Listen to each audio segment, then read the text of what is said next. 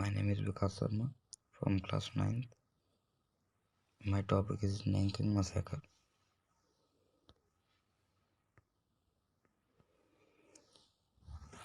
नैनकिंग massacre हम background जान लेते हैं। नैनकिंग मसैकर तो जापान की जो शाही आर्मी थी वो पूरी तरह से पागल थी, बिल्कुल पागल।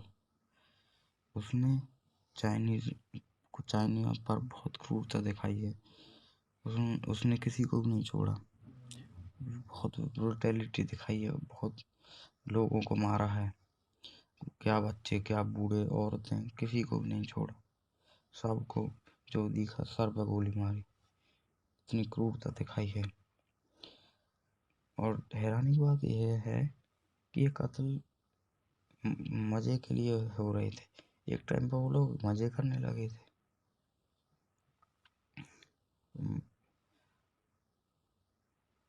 लोग मर रहे थे। चाइना में बहुत गरीबी हो रही थी, किसी को कोई फर्क नहीं पड़ता। जापानी का यहाँ पर क्या रोल है? कोरियन पेनिनसुला है ये जो पेनिनसुला है, जापानीज और चाइना के बीच बहुत बड़ी जंग रही है इस पेनिनसुला को लेके। जापान कहता है ये मेरा, चाइना कहता है ये मेरा। दोनों में बहुत जंग रही है इसी को लेके। चाइना कहता है सारा ही कुछ मेरा है। ना ये और वो सारी की सारी युद्ध जो है ना, वो ये टेरिटरी और पावर के लिए हुए हैं। वैसे तो युद्ध होते हैं टेरिटरी और पावर के ऊपर ही होते हैं। ज़्यादातर बहुत युद्ध हुए हैं। तो इसी वजह को लेकर फर्स्ट साइनो जापानीज स्टार्ट हो गया। 1894 में first Sino Japanese war start होता है इसी कोरियन पेनिनसुला को लेके। एक साल में जापानीज मार पीट कर ख़त्म कर देते हैं चाइना को, आउट नंबर कर देते हैं उसकी आर्मी को। चाइना को पूरी तरह से बर्बाद कर देते हैं। सारा का सारा कोरियन पेनिनसुला जीत लेते हैं जापानीज। पूरी तरह से बर्बाद कर देते हैं चाइना को।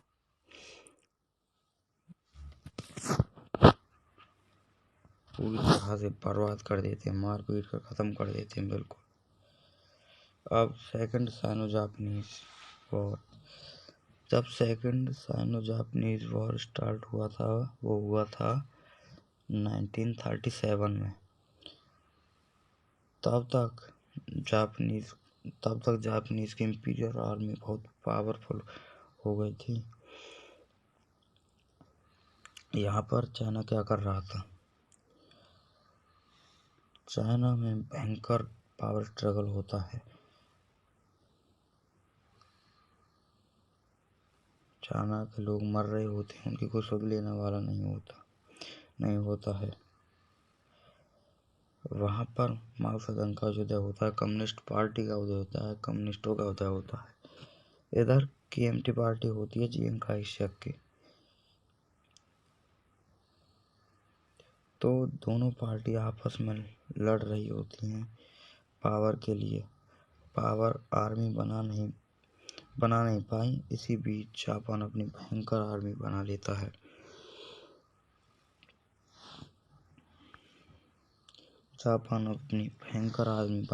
है। यहाँ पर जापान इतना कॉन्फिडेंट हो जाता है कि 3 महीने में नॉर्दर्न चाइना को बर्बाद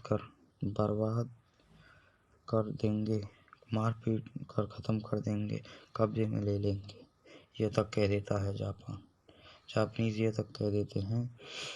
1937 में जब साइनो जापानीज वॉर स्टार्ट हो जाता है, जो कि 1945 में 5 के एटम बम के गिरने से ख़त्म होता है। तब 1931 में क्या होता है? कि कोई यहाँ पर एक बहुत भयंकर चीज हो जाती है। बैटल ऑफ शंघाई हो जाती है। बैटल ऑफ शंघाई जापान जीत जाता, बट आसानी से जापान जीत लेता है बैटल ऑफ शंघाई को, पूरी तरह से बर्बाद कर देता है चाइना को अल्टीमेटली जो जीत होती है वो जापान की होती है, चाइना की मिलिट्री को। वैसे तो दोनों में बहुत भयंकर टसन हुआ अल्टीमेटली, लेकिन जापान ही जीता, आउट नंबर कर दिया चाइना को। चाहते इस अटैक कर दिया था।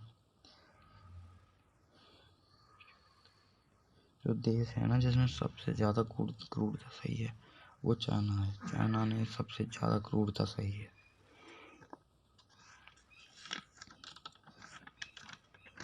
यहाँ पर नैनकिंग का क्या रोल है?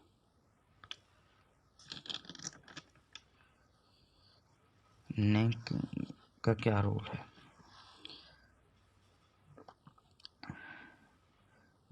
1928 में नैनकिंग को कैपिटल बना दिया जाता है चाइना का। तब तक नैनकिंग कैपिटल रहती है चाइना की, तब तक माओ सेदुंग पावर में नहीं आते हैं, तब तक ये कैपिटल रहती है चाइना की। 1949 में जब रिपब्लिक ऑफ चाइना बन जाता है, जब बीजी को कैपिटल बना दिया जाता है। इस फिलहाल में तो नैनकिंग बहुत ही सुंदर शहर है चाइना का, इस समय तो बहुत ही अच्छा है। फिर चाइना का 1937 में जो जापानीज जो इन्वॉल्व कर देते हैं।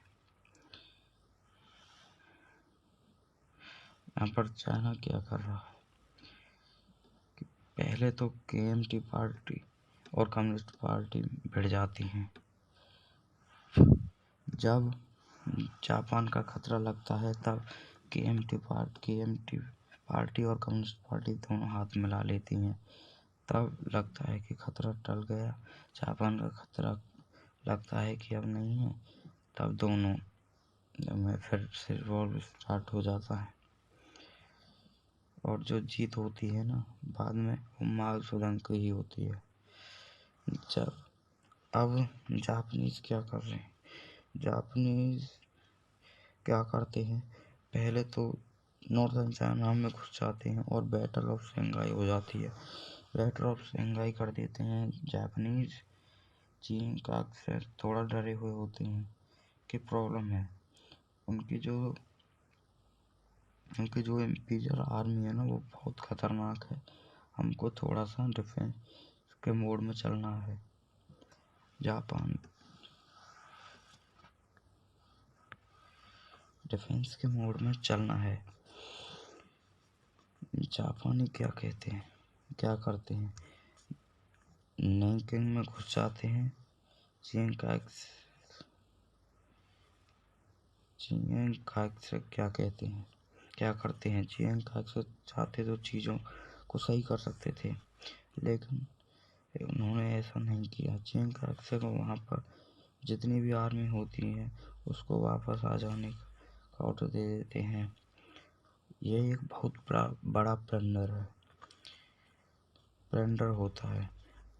जनरल एडवाइजर कहते हैं कि जापानी की आर्मी को पहले अंदर आ जाने दीजिए, फिर बाद में रिटर्न करेंगे।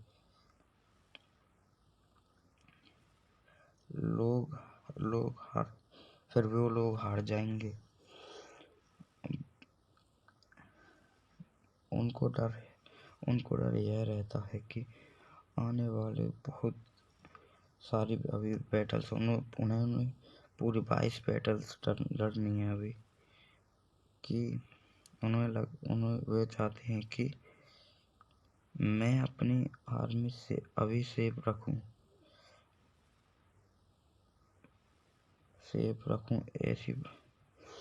ऐसी बात नहीं।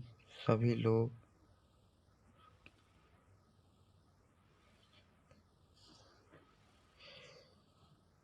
वहाँ पर आर्मी होती है।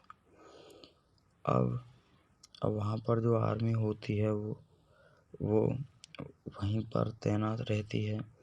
वहाँ पर कुछ ऐसा नहीं है कि सारे के सारे आर्मी के जवान बुला लिए। वहाँ पर कुछ आर्मी रह जाती है, वहाँ पर वो आर्मी रहती है, वहीं पर तैनात रहती है। नैकिंग में जनरल टैग कहते हैं कि हम मर जाएंगे लेकिन पीछे नहीं हटेंगे। जापान की आर्मी बहुत बड़ी होती है। चाइनीज बहुत कम लोग होते हैं। नैकिंग के लोगों को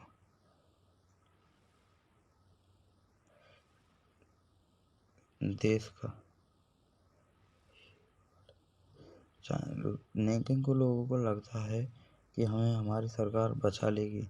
हम तो देश का हिस्सा है ना, देश के ही पार्ट हैं। हमारी सरकार हमें ऐसे कैसे छोड़ देगी, हमें हमारी सरकार बचाएगी, हमें हमारी फोर्सेस बचाएंगी। ये ऐसा नैकिंग के लोग सोचते हैं। वो आएंगे हमें बचाने के लिए। वहाँ के लोग ये सोचते हैं। उनको पता चलता है कि जापान इन्वॉल्व कर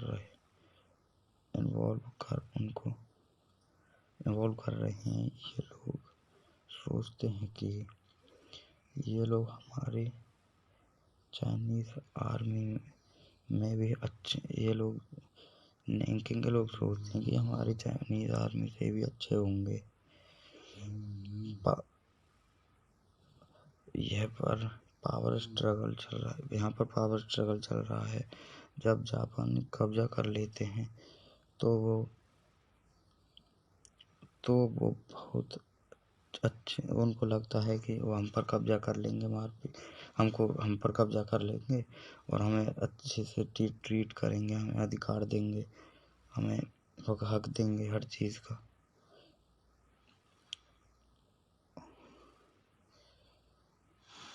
तब आर्मी आती है ना जापान की, तब नैकिंग के लोग उन्हें जापान का लाल झंडा दिखा कर कहते हैं, आ गए तुम हमको बचाने, हमें आज़ादी दिलाने आ गए।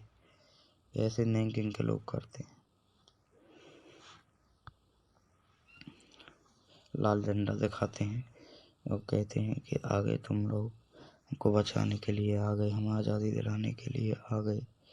लेकिन जैसे ही जापानी आर्मी आती है तो वह सीधे सर पर गोली मारती, जो भी दिखता सबके सर पर गोली देती है, वो किसी को भी नहीं छोड़ती। वहाँ पर आर्मी जो रहती है, लेकिन जापान के बराबर नहीं रहती। चाइनीज़ों की आर्मी रहती, वो जापान के लोग की आर्मी के बराबर नहीं रहती। अब 13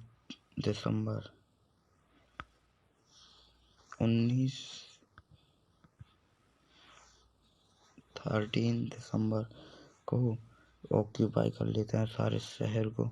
नैकिंग को ऑक्यूपाई कर लेते हैं, कब्जा कर लेते हैं, अत्याचार करते हैं उन पर, उनको मार देते हैं, किसी को भी नहीं छोड़ते। कोई सड़कों पर कहीं पर डोल देती है, सबको मार देते हैं। लोग दहशत में रहने लगे थे, वो किसी को भी नहीं छोड़ते थे, सबको मार कर ख़त्म कर देते थे।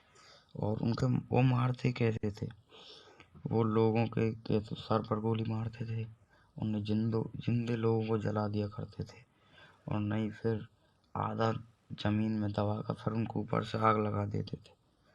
बहुत क्रूरता सही है। चाइना ने क्रूरता की हदें पार कर दी थी जापानीजों ने।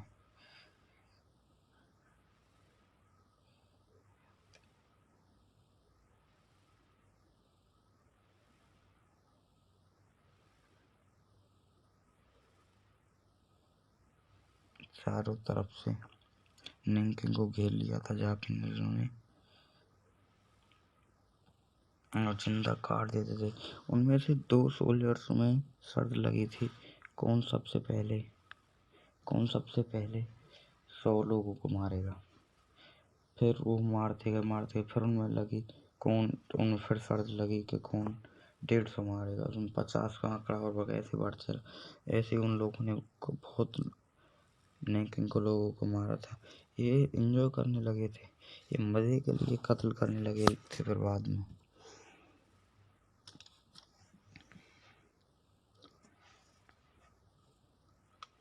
अब डेविल्स आर्मी देख लेते हैं यहाँ पर क्या है।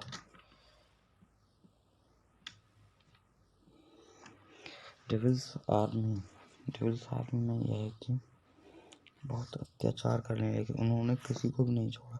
जो भी दिखता सबको सर पर गोली मारते थे, किसी को भी नहीं छोड़ा। जो वहाँ पर यंगस्टर रिवर थी वो भी वो इतना मारते थे, किसी को जो दिखा वो मारा। वहाँ पर चाइनीज लोगों की लाशें इकट्ठी हो गई थी, उनको जला दिया जाता था, उनको जला नदी में फेंक दिया जाता था। वहाँ पर यंगस्टर नदी थी, वो खून से पूरी लाल हो गई थी। और चाइना में सेलिब्रेशन चल रहा था, किस लिए? चाइना में इसलिए सेलिब्रेशन चल रहा था कि हमारे लोग चाइनीज़ों को मार रहे हैं, वहाँ पर वो कर रहे हैं, वो जापानीज चाइनीज़ों को मार रहे थे, कब्जा कर लिया था। इसी वजह से जापानीज खुश हो रहे थे, गर्व कर रहे थे अपनी मिलिट्री पर, अपनी आर्मी पर कि हम चाइनीज़ों को मार रहे हैं, कब्जा कर लिया है वहाँ पर। 30 लाख से ज़्यादा इसमें जापानीज मारे गए थे। इन्होंने बहुत लोगों को मारा था और 20,000 फीमेलों को मारा था। ये आंकड़ा इतना ही नहीं है, ये 80,000 तक पहुंचा था। इन लोगों ने बहुत लोगों को मारा था। यंगस्टर रिवर को पूरी तरह खून से लाल कर दिया था। 30,000, उन्होंने 3 लाख चाइनीजों को मारा था। उनमें से 20,000 फीमेल थी, लेकिन उसमें से और ज़्यादा थी फीमेल्स की। उन्होंने बहुत अत्याचार किए थे फीमेल्सों पर, बता भी नहीं सकते कितने अत्याचार किए थे। और जो बाद में फीमेल्स बच रही थी उन पर रात में निकलते थे, जापानीज दिन में भी निकलते थे, उन पर अत्याचार करते थे फीमेल्सों पर। और जब बाद में फीमेल्स बच गई, जब युद्ध खत्म हुआ था, तो उनको उनमें से कुछ ही को साथ ले गए थे। उन्होंने इसमें भी यही है, मैंने बता दिया आपको। उस लोग सर पर गोली मारते थे, किसी को भी नहीं छोड़ते थे, लोग कुछ नहीं कर सकते थे। उनकी आर्मी इतनी बड़ी थी, लोग कुछ भी नहीं कर सकते। जो भी बोलता उसके सिर पर गोली, किसी को भी नहीं छोड़ते, सबको मार देते थे। बहुत खतरनाक आर्मी थी जापान की। मैंने आपको ये भी बता दिया, इसमें भी यही है। आप देख लेते हैं international safety zone. International safety zone में क्या है? इंटरनेशनल सेफ्टी जोन में भगवान बनकर चाइनीज़ों के लिए एक आदमी आए थे, भगवान के लिए भगवान थे, बिल्कुल हीरो की तरह आए थे। उन्होंने बहुत चाइनीज़ों को बचा लिया था, बिल्कुल भगवान की तरह। इन्होंने एक इंटरनेशनल सेफ्टी जोन बनाया था और वो 8 किलोमीटर के रेंज में था चाइना में। ज़्यादा से ज़्यादा चाइनीज़ वहाँ पर आकर यहाँ पर भाग कर आते थे और जान बचाते थे।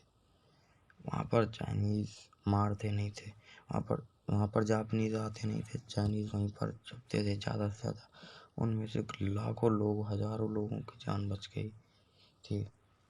ये लोग फरिश्ते, ये जॉन रे भी ये फरिश्ते की तरह आए थे, इन्होंने ही बचाया था।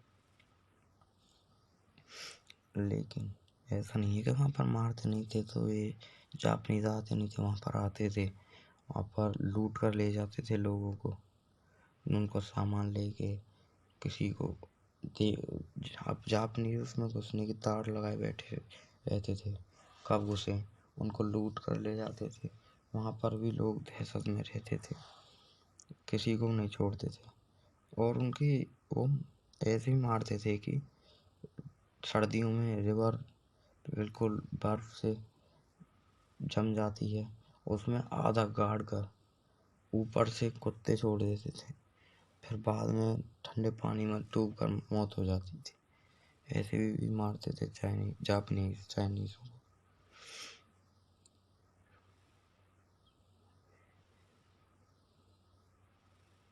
और जॉन रेवी ने लाखों लोगों की जान बचाई थी इंटरनेशनल सेफ्टी जोन से। ठीक है, थैंक यू।